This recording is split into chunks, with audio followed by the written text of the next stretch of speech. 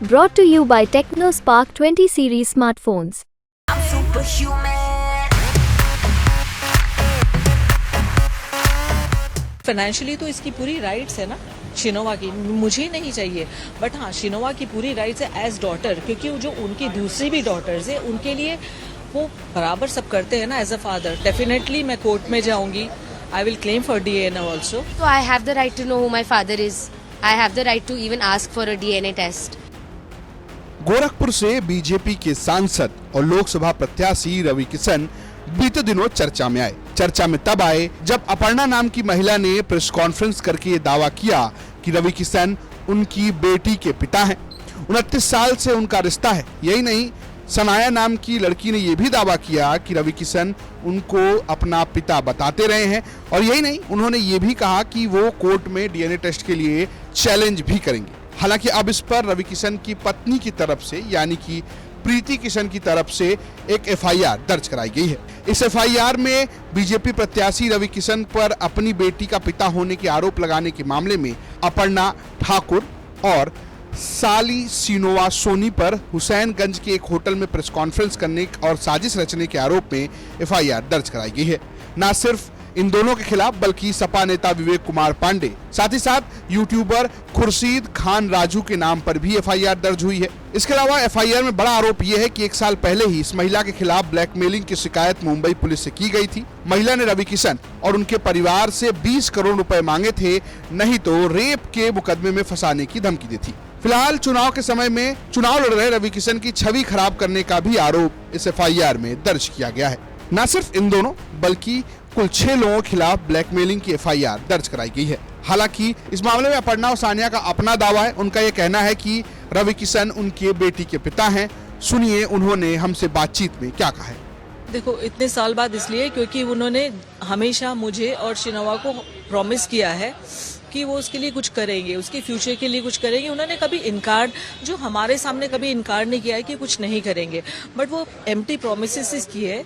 और 1 साल हो गया अभी मेरे उनसे कोई मुझे ब्लॉक ही कर दिया उन्होंने, कोई कांटेक्ट नहीं है। उसके पहले हम बराबर मिलते थे और बराबर चैट होती थी, बराबर फोन पे बात होती थी हमारी। तो अब मेरे को ऐसा लगता है कि अभी जिसने 25 साल में कुछ नहीं किया वो अब क्या करेगा। आप ये है आपके रिलेशन के बारे में किसको किसको पता है? क्या उनके परिवार को भी पता है? हाँ जी, उनके परिवार वालों को, उनके मम्मी को, पिताजी तो है नहीं अभी, मम्मी डैडी भाई बहन प्रीति सबको पता है। जैसे मुंबई में कैसे ट्रीट होता था, कैसे आपको मिलवाते थे लोगों से, क्या कहते थे? मुझे जब भी उन्होंने अपने फिल्म इंडस्ट्री में जिससे मिथुन दास से, मिंग से, जिससे भी मिलवाया है एज अ वाइफ ही मिलवाया है हमेशा। लेकिन सवाल वही है कि 29 साल बाद आपको अब हक की बात कर रही हैं आप। आज लोकसभा इलेक्शन भी है, मैं इसलिए भी कह रहा हूँ क्योंकि पूरे देश में है। अब ऐसे में वो सांसदी का चुनाव भी लड़ रहे हैं गोरखपुर से, तो कहीं ना कहीं ऐसा तो नहीं कि पॉलिटिसाइज की कुछ चीज़ें? अब ये है कि पॉलिटिक्स से जनरली, मैंने कल भी बोला था, मैं पॉलिटिक्स से मेरा कोई लेना देना नहीं है। मैं चाहती हूँ कि वो पॉलिटिक्स इलेक्शन भी जीते और इलेक्शन लड़े भी, जो जीत जाएंगे, because he is man of sweet talks, आप समझ रहे हो, और वो जीतेंगे ही जीतेंगे। तो उसका मेरे को कुछ नहीं है। मेरा ये है कि उनका इलेक्शन का है और मेरी डॉटर की लाइफ का सवाल है, क्योंकि आज वो 25 साल की है और द डिफिकल्टी जो फेस कर रही है वो एवरीडे बेसिस पे, तो एवरीडे वो ट्रॉमेटाइज हो रही है। इकोनॉमिकली कभी उन्होंने मदद की आपकी? फाइनेंशियली उन्होंने कभी नहीं मदद की है। एक बार उनसे मैंने मांगे थे, जब ये 10th में थी तब इसकी फीस के लिए मैंने एक बार उनसे मांगे थे पैसे, 1 लाख ऐसे कुछ था, तब उन्होंने मुझे दिए हैं 10,000 रुपीज बस। क्या ऐसा भी कभी अभी आप फाइनेंशियली उनसे कुछ चाहती हैं, इस वजह से ये एलिगेशन लगा रही? नहीं, फाइनेंशियली तो इसकी पूरी राइट्स है ना शिनोवा की, मुझे नहीं चाहिए, बट हाँ शिनोवा की पूरी राइट्स है एज डॉटर, क्योंकि जो उनकी दूसरी भी डॉटर्स है उनके लिए वो बराबर सब करते हैं ना एज अ फादर, तो उसकी भी राइट्स है ना एज अ डॉटर। इस बात को एक्सेप्ट वो कर रहे हैं सबके सामने? क्या वो इस बात को मान रहे हैं? और क्या अगर नहीं मानते तो क्या DNA जैसी स्थिति में जाएंगे? 100%।